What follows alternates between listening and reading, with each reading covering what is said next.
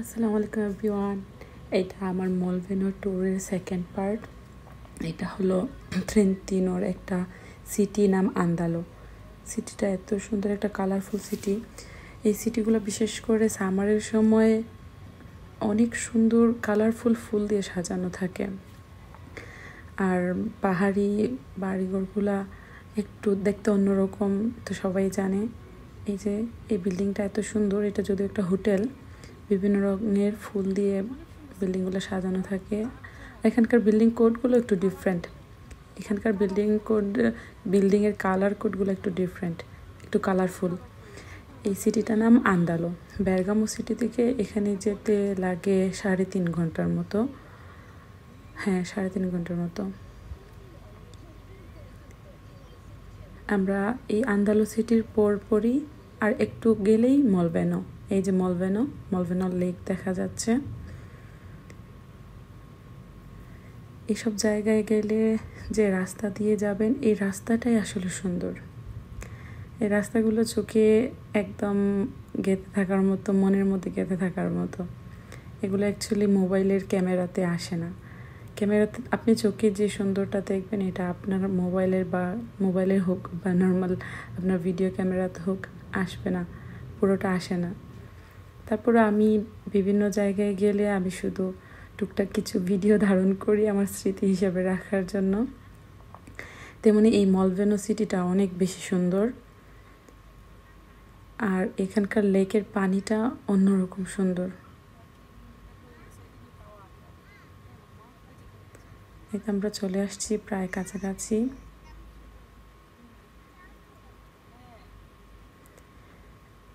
সুন্দর ভিডিও নিতে গেলে সামনে যদি অন্য কোনো গাড়ি পড়ে আমার একদম ভাল লাগে না। এই যে আমরা চলে আসছি লেকের পাড়ে। এখানে লেকের পাড়ে বাচ্চাদের একটা অনেক বড় একটা প্লেগ্রাউন্ড, অনেক সুন্দর করে সাজানো, বালি দিয়ে, নিচে বালিতে খেলার জন্য অনেক রকমের ব্যবস্থা আছে। লেকের পাড়ে বাচ্চাদের জন্য এই খেলার জায়গাটা আসলেই অসম্ভব সুন্দর। আমার মেয়ে তো গাড়ি থেকে নেমেই ওখানে খেলতে শুরু করে দিয়েছিল।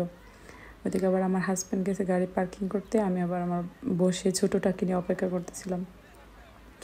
নাভিন ওখানে খেলতে খেলতে মোটামুটি 5-6 জন ফ্রেন্ড বানায় ফেলছিল। ও খুব তাড়াতাড়ি ফ্রেন্ড বানাইতে পারে, মিশতে পারে বাচ্চাদের সাথে। এটা একটা প্লাস পয়েন্ট। সে খুব এনজয় করতেছিল এখানে। কি সুন্দর তাই না? লেকের পাড়ে এত সুন্দর একটা বাচ্চাদের খেলার জায়গা, আবার বাচ্চাদের সিকিউরিটির কথা ভেবে এদিকে আবার বেড়া দেওয়া।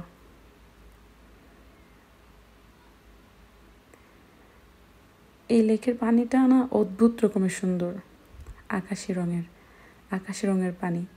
আপনি যত পাহাড়ের উপরের দিকে যাবেন, পাহাড়ের উপরের দিকে যত লেক পাবেন, ওগুলোর পানি থাকবে নীল বা আকাশি রঙের। আর একটু সমতলের দিকে হলে পানিগুলো বেশিরভাগ সময় থাকে গ্রিন কালারের। মলভেনোর এই জায়গাটা একটা আইকনিক প্লেস। এই যে ধাপে ধাপে একটা ঝর্ণা ধাপে ধাপে করে দেওয়া হয়েছে। এই জায়গাটা আমার অনেক আগে থেকে যাওয়ার ইচ্ছে ছিল, যাই করে। এই মেইন আকর্ষণ এইটাই ছিল আমার, আমি এই জায়গাটাতে যাব, এখানে দাঁড়িয়ে ছবি তুলব। আসলে যেমন ছবিতে দেখি এর চেয়েও সুন্দর, সামনেও অনেক বেশি সুন্দর। এই জায়গাগুলো না আসলে সামনে থেকে না দেখলে ফিল করা যায় না আসলে কতটা সুন্দর। সামারে মোটামুটি অনেক ভিড় থাকে এখানে, অনেক মানুষ যায়। এই যে এটা হলো লেকের পাড়ি সিটিটার ভিতর থেকে ফোনে বিয়া বা কেবল কার নিয়ে পাহাড়ের উপরে যাওয়া যায়। একদম লেকের পাশে হলো গাড়ি রাখা যায়। আবার অনেকে দূর থেকে বাস দিয়ে আসে, বাস টাস নিয়ে এখানে পার্কিং করা যায়। যদি আমরা ওখানে পার্কিং পাই নাই ওই দিন, সামার টাইমে আসলে পার্কিং পাওয়া যায় না, তাও যদি আবার ছুটির দিন হয়, আমরা মোটামুটি একটু উপরের দিকে সিটির ভিতরের দিকে যে গাড়ি নিয়ে রেখে আসছিলাম।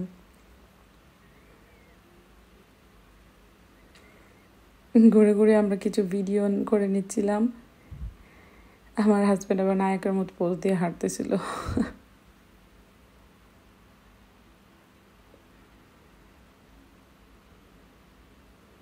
কি বলতে পারবেন? বলতেছিল আর কত, বাদ দাও, আর ভিডিও করো না।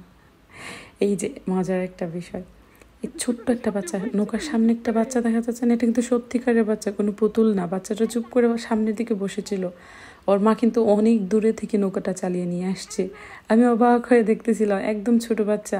আমার বাচ্চাটা যখন তখন যেই বয়সের, তখন এই বাচ্চাটাও তখন ওই বয়সেরই, কোনো মতে শুধু বসতে পারে। ওকে একদম নৌকার আগায় বসায় দিয়েছে। এই যে আইকনিক একটা ঈগল পাখির স্ট্যাচু আছে এখানে লেকের পাড়ে। যে কেউ এখানে মলভেনো লেক থেকে নৌকা ভাড়া করে ঘুরতে পারবেন, বোট ভাড়া করে ঘুরতে পারবেন। অদ্ভুত সুন্দর পানির উপর দিয়ে নৌকা দিয়ে ঘুরতে আসলে অনেক মজার। যদিও আমরা মোটামুটি অনেক দিন আগে এখানে বেড়াইতে গিয়েছিলাম, এর জন্য আমার কাছে অনেক ভিডিও ক্লিপ নাই। আমি অনেক কিছু ডিলিট করে দিয়েছি, ভাবলাম স্মৃতি হিসেবে রেখে দেই। এর জন্য টুকটাক কিছু ভিডিও ছিল, ওগুলো দিয়ে আর স্টিল ফটো দিয়ে আমার এই আজকের ব্লগ। আজ এই পর্যন্তই। সবাই ভালো থাকবেন। আল্লাহ হাফেজ, আসসালামু আলাইকুম।